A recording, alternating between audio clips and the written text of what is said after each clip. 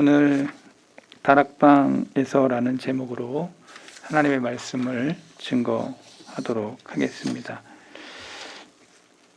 오늘 제가 읽어드린 본문의 말씀은 우리 주님께서 하늘로 승천하신 뒤에 제자들이 무엇을 했는지를 우리에게 말해줍니다. 제자들은 사랑하는 주님이 그들로부터 들려 올라가시는 장면을 제자들이 목도하게 됩니다.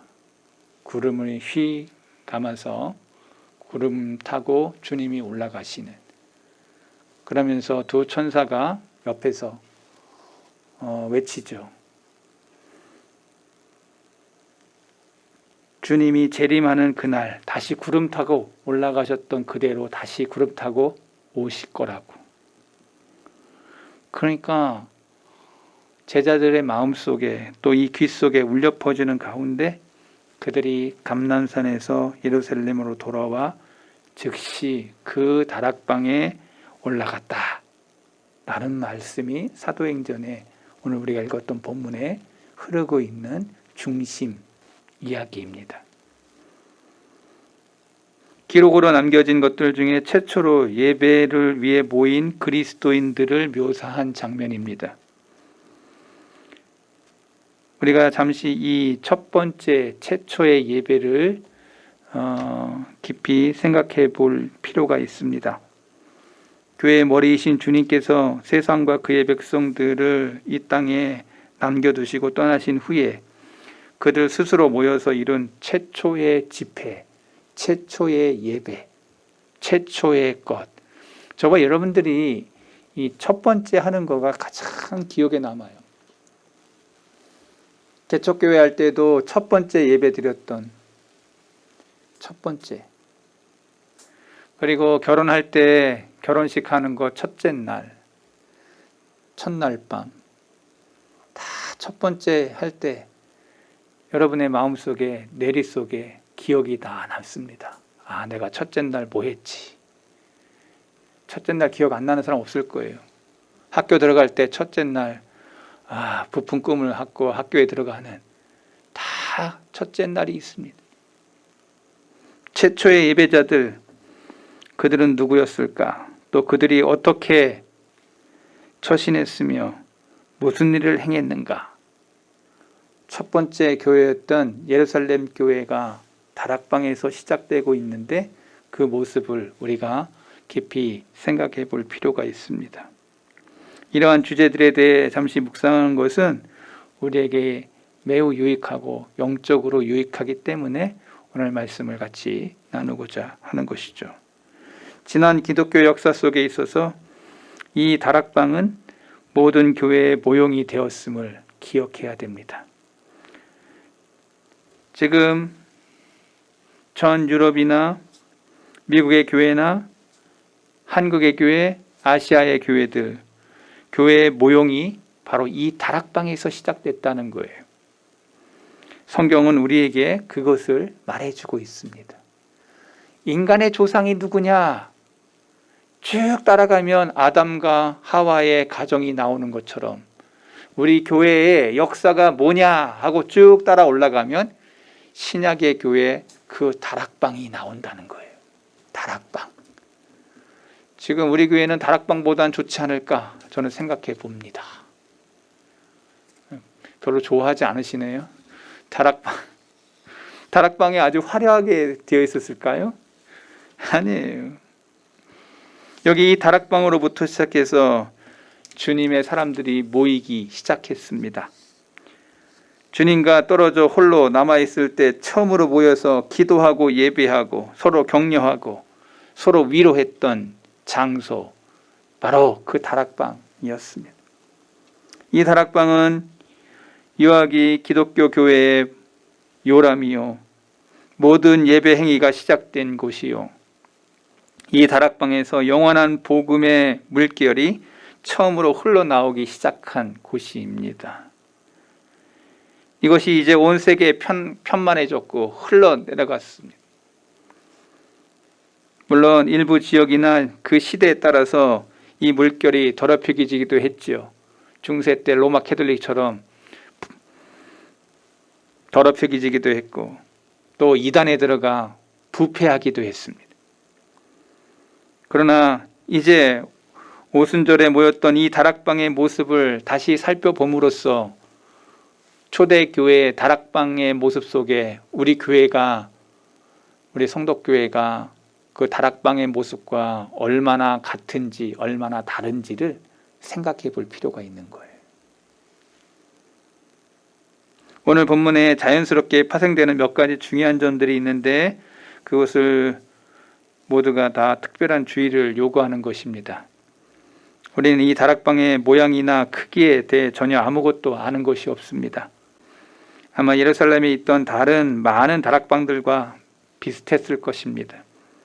그러나 그 다락방의 위치가 높은 곳이었는지 낮은 곳이었는지, 방의 모양이 뭐가 났는지 둥글었는지, 창은 동서남북에 어디로 났는지, 화려하게 장식이 되어 있는지 아닌지, 평범한지 우리는 전혀 아는 바가 없습니다. 사실 이것이 중요한 의미를 지니는 것도 아니에요. 그러나 우리가 주목할 만한 사실은 이 헬라어 원문에, 신약성경이 헬라어로 쓰여졌는데 이 원문에 이 다락방이라는 단어 앞에 관사가 하나 붙어 있습니다. 그러니까 한국말로 번역하면 그 다락방, 그 다락방. 이 관사 하나가 되게 중요한 의미를 갖습니다. 여기에 많은 것들이 함축되어 있는 거예요.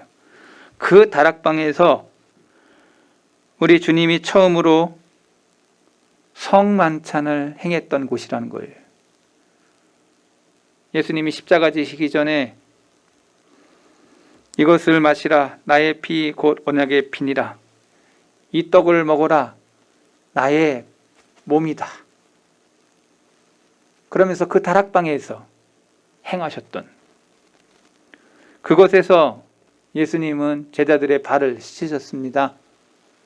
그것에서 저들의 심령 속에 높은 자가 되는 것보다 낮은 자가 되어 섬기는 종의 모습으로 예수님이 친히 그들의 발을 씻기시는, 이 방에서 제자들이 부활절과 오순절 사이에 50여일 동안 함께 거했던 곳이기도 합니다.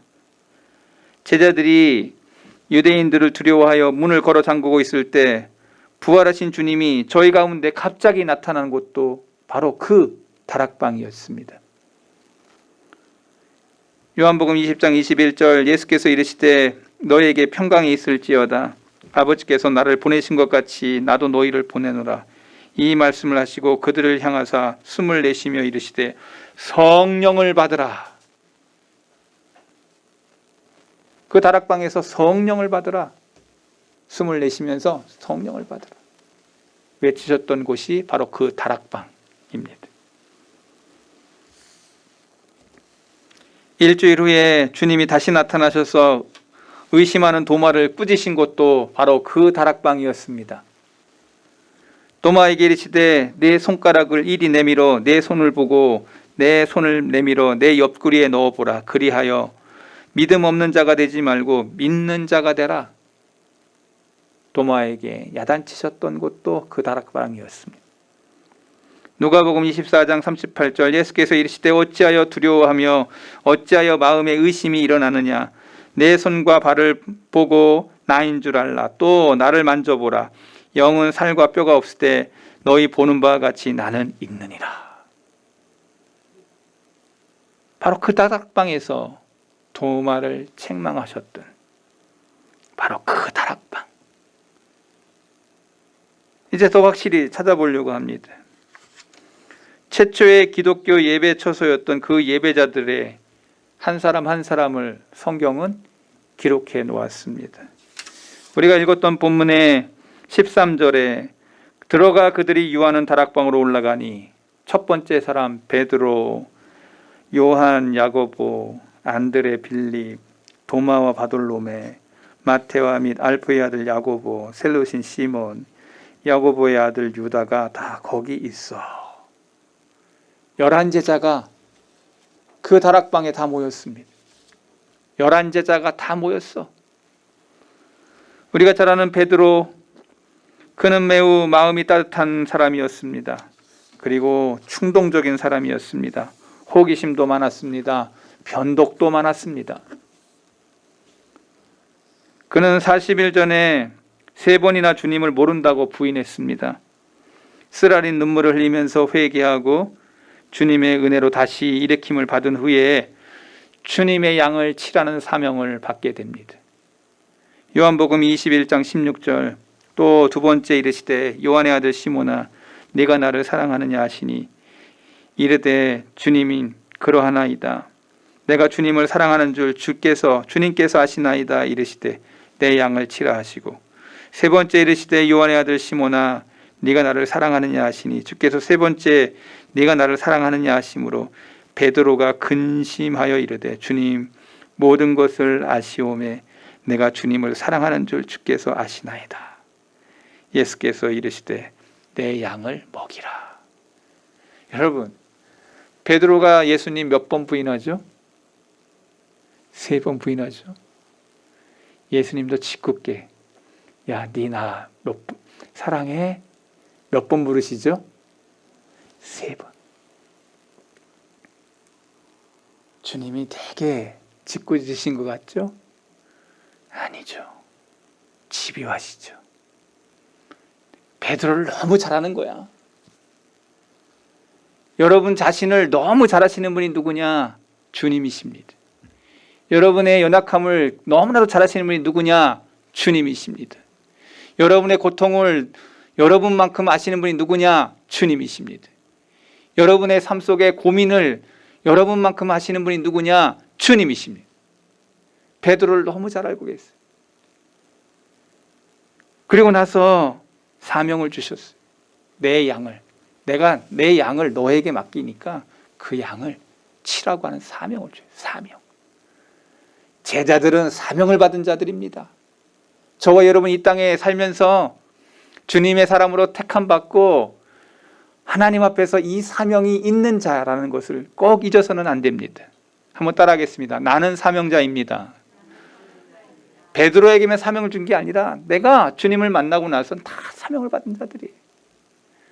그 자가 다락방에 있었다는 거예요. 베드로가 바로 그 인물이죠.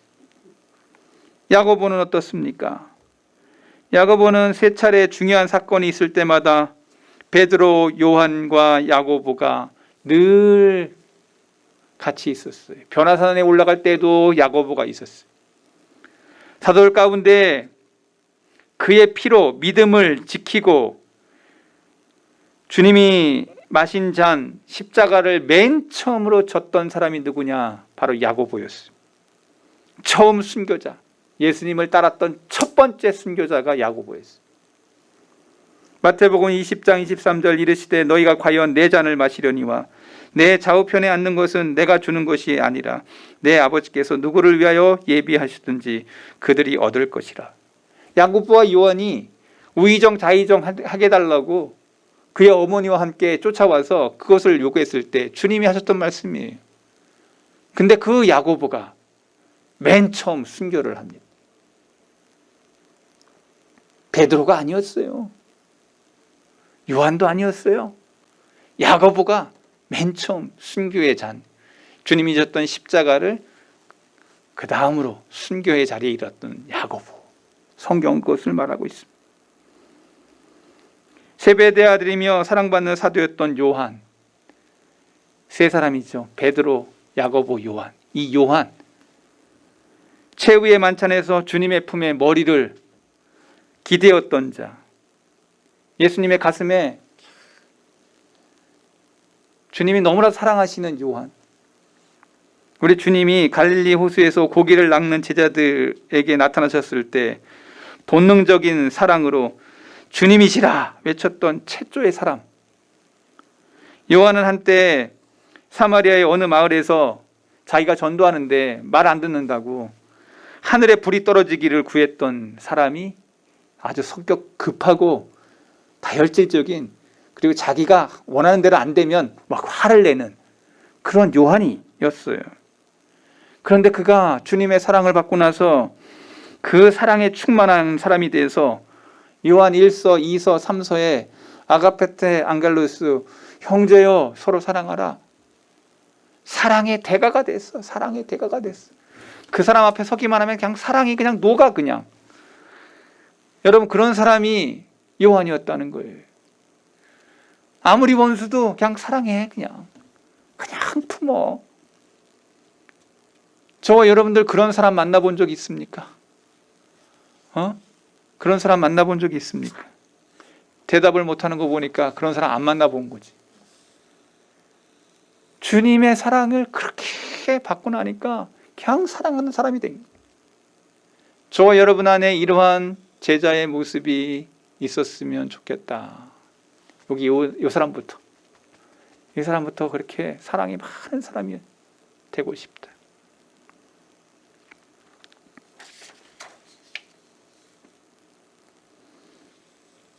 안드레는 어떻습니까? 모든 사도들 가운데 그 이름이 제일 처음 소개된 인물이 안드레였습니다. 성경에 있는 보라 하나님의 어린 양이로다.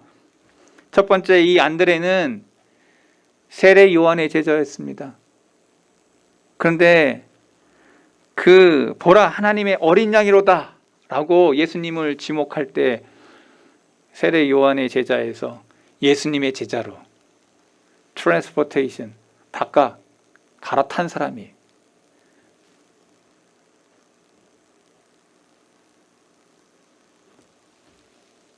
그런데 어떻게 됐냐? 예수님을 따르는데 우리가 이 메시아를 만났다 하면서 자기 형제 베드로를 데리고 예수님께 나아갔던 사람이에요. 이 사람은 전도의 역사가 있는 사람이에요. 예수님에게 늘 안드레가 예수님 내 형 베드로입니다 하고 데려다주는 인도자. 교회 안에는 이러한 인도자의 사람들이 있어야 됩니다. 아까 사랑 많은 사람이 있다. 아까 보니까 인도하는 사람이 있다. 어떤 사람은 순교의 잔을 첫 번째로 맡았다. 어떤 사람은 사명을 받은 자였다. 여러분 한 사람 한 사람마다 특징적인 그러한 예수님의 말씀 속에 그 사람의 숨겨져 있는 그 무언가가 있더라는 거예요. 사도들에게만 있느냐? 아니! 오늘 우리에게도 사명이 있다는 거예요. 내 사명을 분간할 수 있기를 바랍니다. 내 사명이 분별을 낼 수 있기를 바랍니다. 내가 주님을 만나서 어떤 사명이 있는지를 깨달을 수 있기를 바랍니다. 성경에 그래서 사도행전에 그렇게 기록되어 있는 거예요. 베세다의 빌립을 보십시오. 예수님의 제자였던 빌립. 예수님께서 나를 따르라 하신 최초의 사도였어요. 나를 따르라. 너는 날 따라야 돼. 빌립이 나다나엘에게 약속한 메시아를 와보라 전도했어요. 이 사람도 전도의 사람. 의기소침하며 믿음이 약했던 도마. 그가 요한복음 20장 28절에 나의 주여 나의 하나님이십니다 라고 예수님 앞에 고백을 합니다. 이 고백을 했을 때 훗날 그의 고백은 아타나시우스라고 하는 위대한 하나님의 사람이 이단을 쫓아낼 때 그가 고백했던 아타나시우스 신조의 나의 주여 나의 하나님입니다. 주님을 이렇게 고백하는 그것을 도마가 했는데 그것을 아타나시우스가 그 신조의 기록을 남겨요. 예수님을 나의 주, 나의 하나님으로 고백하지 않는 사람은 다 이단이다. 인간이시며 신이신 그 예수님을 나는 믿습니다. 아타나 신조의 가장 중요한 글귀 가운데 나의 주, 나의 하나님이란 고백을 도마가 했지만 그 고백을 세운 자가 아타나시우스였어요. 저와 여러분의 신앙은 고백적 신앙자여야 됩니다. 예수님이 나의 주인이시고 예수님이 나의 하나님이시다라고 고백하지 않는 사람은 하나님의 사람들, 제자들이 아니라는 거예요. 한번 따라하겠습니다. 주님은 나의 구원자이시며 나의 주님이십니다. 도마가 다 눌러보고 창자국 다 만져보고 손가락 다 뚫린 거 다 만져보고 그 다음에 그가 고백한 것이 이 고백이었어요. 바돌로메라는 사람, 나사렛에 무슨 선한 곳이 날 수 있겠냐며 물었던 나다나엘이라고 하는 견해가 있습니다. 나다나엘에 대해서 우리 주님이, 예수님께서 무화과나무 밑에서 네가 기도하던 그 사람이 아니냐, 간사한 것이 없는 참 이스라엘 사람이다 라고 지목했던 사람이었습니다. 그때 나다나엘은 주님께 당신은 하나님의 아들이시요 당신은 이스라엘의 임금입니다 라고 고백했던 사람이에요. 한 가지로 다 주님 앞에서 입술로 고백했던 사람들이에요. 주님이 나의 구원자시고 나의 주님이시고 나의 하나님이시고, 저와 여러분이 제자가 된다는 것은 입술로에서의 고백뿐만 아니라 삶 속에서의 주인이심을 늘 고백하고 따라갔던 자들이 제자들이었다는 거예요. 세리마태 보십시오. 주님의 부르심을 듣고는 세속적인 직업을 버렸습니다. 세리장이었어요. 그러니까 세무서, 지금의 서장 정도 되는 거지. 직급이 되게 높은 사람이에요. 하늘에 있는 영원한 보화를 추구하게 됩니다. 이 땅의 보화보다, 이 땅의 것은 다 구더기로 다 나 갉아먹는 그걸로, 그러나 저 하늘에 있는 보화를 보니까 내 직업을 바꿔야 되겠다 하고 세리가 나중에 복음의 첫 번째 책을 낸 특권을 가진 사람, 저와 여러분이 마태복음을 읽는 마태복음의 저자가 되죠.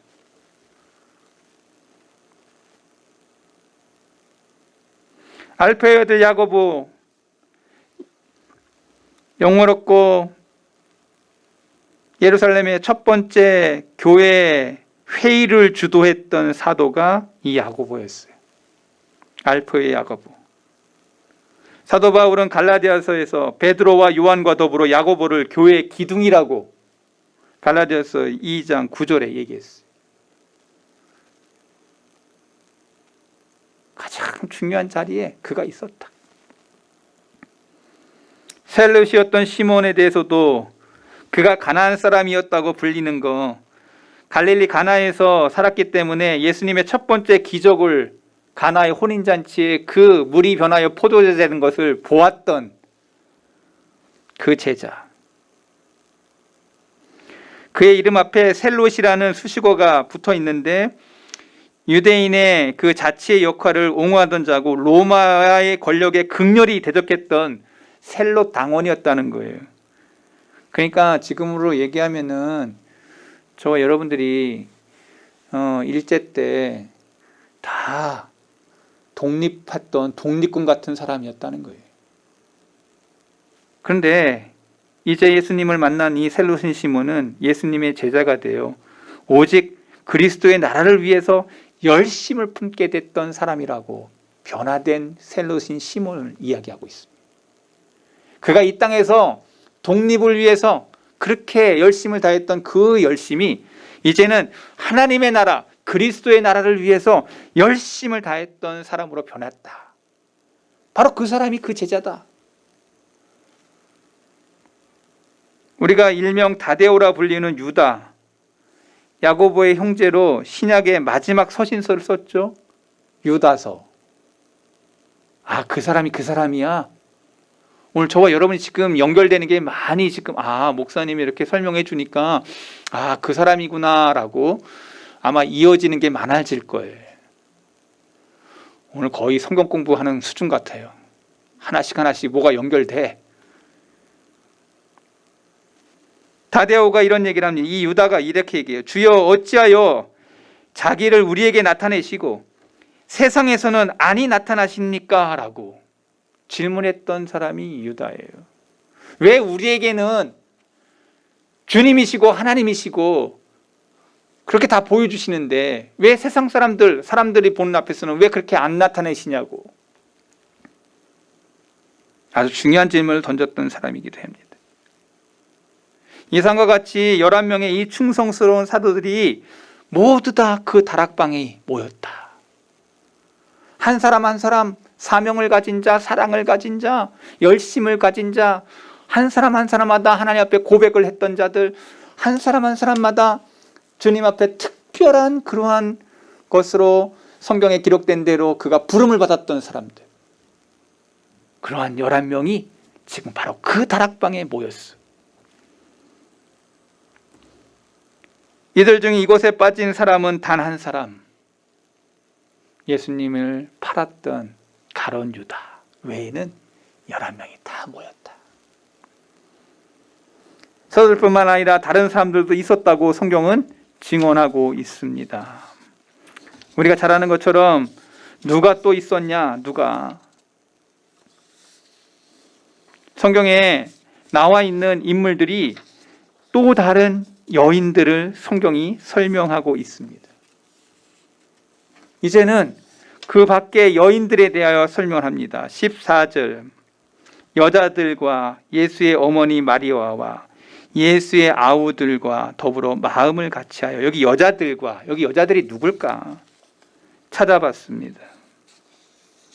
그 여자들이 누구냐? 오랫동안 예수님의 뒤를 따라 수종을 들었던 사람들, 예수님을 위해서라면 모든 것들을 부었던 사람들, 필요한 것을 제공했고 골고다 언덕까지 그를 따랐고 그의 무덤에 가서 향유 옥합을 준비했던 여인들, 그녀들 가운데 막달라 마리아, 살로메, 스산나, 헤롯의 시종 수사의 아내 요한나, 누가복음 8장 2절과 3절에 그 여인들에 대한 이름이 기록되어져 있습니다. 한 사람 한 사람, 어떤 섬김과 어떤 헌신, 자기의 머리를 풀어서 향유 옥합을 둘러 부었던 막달라 마리아, 한 사람 한 사람 그의 수고와 땀과 눈물과 헌신으로 주님의 뒤를 따라가 주님의 마지막 십자가 골고다 언덕의 그것까지 다 따라가. 그런 거 보면 여자들의 믿음이 더 크다는 걸 느낄 때가 많아요. 이 머스마들보다 여자들의 믿음이 더 크다는 걸 느낄 때가 많아요. 이럴 땐 아멘 좀 해야지. 여자들은 아멘. 여자들이 더 믿음이 좋은 것 같아요. 그래서 교회에서도 여자가 더 많잖아. 주님을 끝까지 사랑하고 끝까지 따랐던 사람들, 여자들.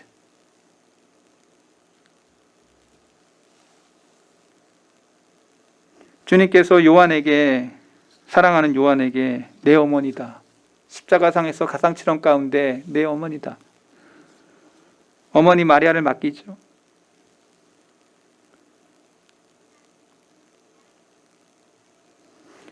끝으로 주님의 형제들이 그 마가 다락방에 있었다고 성경은 얘기합니다. 한때 주님을 믿지 않았어요. 요한복음 7장 5절에 보니까 예수님이 미치광이 바알세불에 비쳤다 해가지고 예수님을 잡으러 왔어, 형제들이. 그랬던 그 불신앙을 버리고 예수님의 참 제자가 되죠. 처음엔 약했어. 그런데 처음엔 부족했어. 처음에는 악했어. 근데 나중에는 선해졌어. 당장 믿음이 없었어. 그런데 시간이 지나 믿음을 갖고 신앙의 장부가 돼. 예수님의 형제들이 그랬다는 거예요. 진실로 때로는 성경은 이렇게 얘기합니다. 먼저 된 자가 나중되고 나중된 자가 먼저 되는. 신앙생활 하는데 저와 여러분들이 아유 저렇게 신앙이 약해 이렇게 처음에 얘기했던 그 사람이 신앙이 자라. 먼저 된 자가 나중되고 나중된 자가 먼저 되는 역사가 일어나는 게 교회 안에서 성도들 간에 일어나는 일입니다. 여러분 먼저 됐다고 잘난 척할 거 없어요. 늦게 왔다고 먼저 되지 못하는 법 없습니다. 저와 여러분 안에 신앙의 경주는 순례자의 길이요. 순례자의 길 속에서는 언제든지 엎치락뒤치락 합니다. 그러나 저와 여러분들이 승리자가 되기를 소망합니다. 먼저 됐다고 자랑할 거 없습니다. 나중 됐다고 내가 아무 못하는 것 아닙니다. 아유 저런 사람이 무슨 신앙을 하겠어 라고 했던 그 사람이 하나님 앞에서 칭찬받는다는 것을 우리는 목도하게 된다는 거예요. 아유 우리 교회에서 뭐 저런 사람이 왔어 이렇게 얘기했던 그 찌질했던 그 사람도 그 사람 알지 못하는 주님을 사랑하는 그 마음과 그 믿음에 있어서는 타의 추종을 불허하는 주님이 칭찬하신다면 어떡할 거예요? 마지막 날에 그런 일이 벌어질 거라는 거예요. 목사가 가장 믿음 좋을 것 같죠? 믿지 마세요. 꼴찌일 수 있습니다. 꼴찌일 수 있어. 저는 두려워요, 그게. 설교자가, 목사가 직업이 돼가지고 자기의 사명을 망각하는 목사들이 얼마나 많습니까? 사명자의 자리에서 사명을 잃어버린 목회자들이 얼마나 많습니까?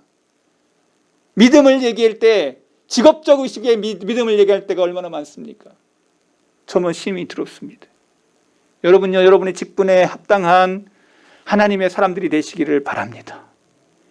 여러분, 우리 개구장 다 뛰고 주님 앞에서 믿음으로 설 쓴다고 한다면 아마 목사가 제일 끝에 있지 않을까 싶어요.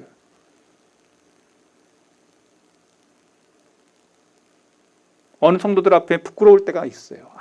저 분은 저렇게 신앙생활 하는데 내가 뭔가. 어느 때 신방을 가서 보면 이거는 정말 저분 너무 훌륭하다. 그런 성도들이 있더라는 거예요.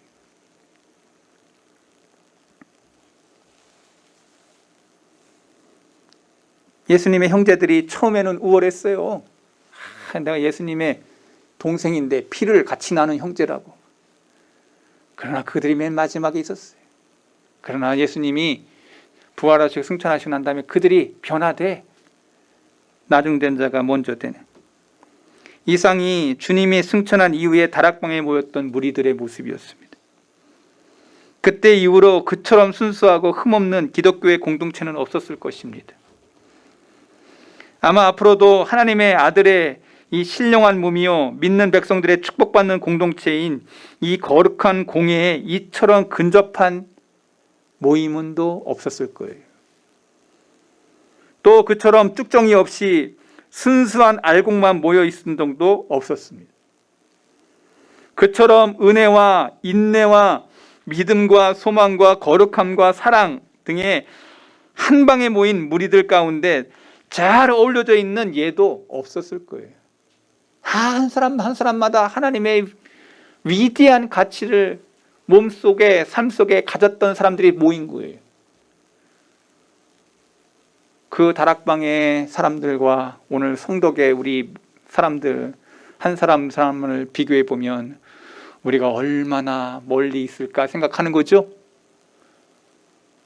우리도 그 사도와 같은 믿음들이 저와 여러분 가운데 일어날 수 있기를 바랍니다. 우리도 그 다락방에 모였던 사람들과 같은 순수함으로 주님을 사랑했던 자들의 믿음이 일어나기를 바랍니다. 우리가 성경을 보면서 우리의 목표성이 세워지는 거예요. 우리가 어느 쪽으로 가야 되며 우리가 뭘 바라보며 우리의 순례자의 길 속에 어디를 가는지를 밝히 보여주는 성경의 나침판이 우리에게 보여지는 거예요. 우리의 믿음이 바로 그러한 사람들의 모습 속에서 내가 그 길을 가야 되겠구나, 그 신앙을 가야 되겠구나, 그 믿음의 길을 발을 떼야 되겠구나. 할렐루야. 저와 여러분 예배 시간마다 그러한 마음의 문들이 열려야 돼요. 나도 지금은 연약하지만 내 발을 띄어 믿음의 한 발자국을 띄어 믿음의 신앙의 한 발자국을 띄어 그 믿음의 길로 가는 것입니다.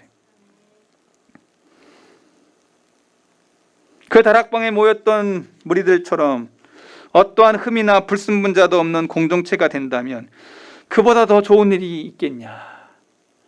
우리 교회는 바로 그 다락방을 바라보는 곳입니다.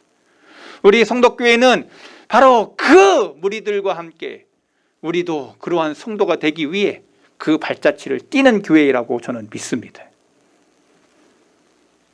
하나 더 얘기하고 오늘 말씀 마칩니다. 우리가 두 번째로 생각할 것은 그 다락방에서 가진 최초의 모임의 특징이었다는 거예요.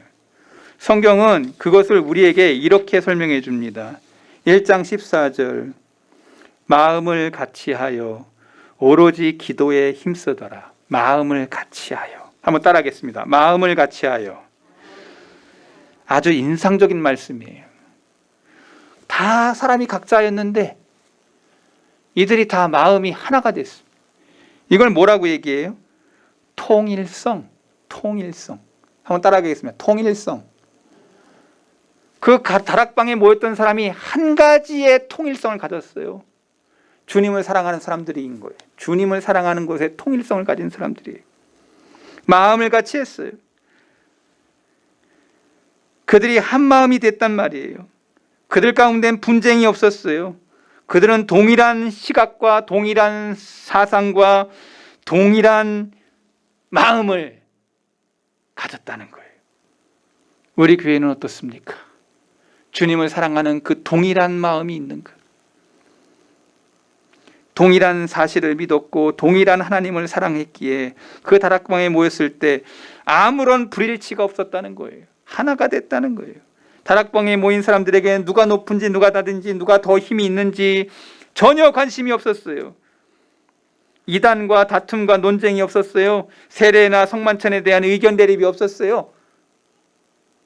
여러분, 우리가 잘 아는 것처럼 세례 성찬 때문에 지금 감리교, 성결교, 장로교 다 갈라진 거 아니에요?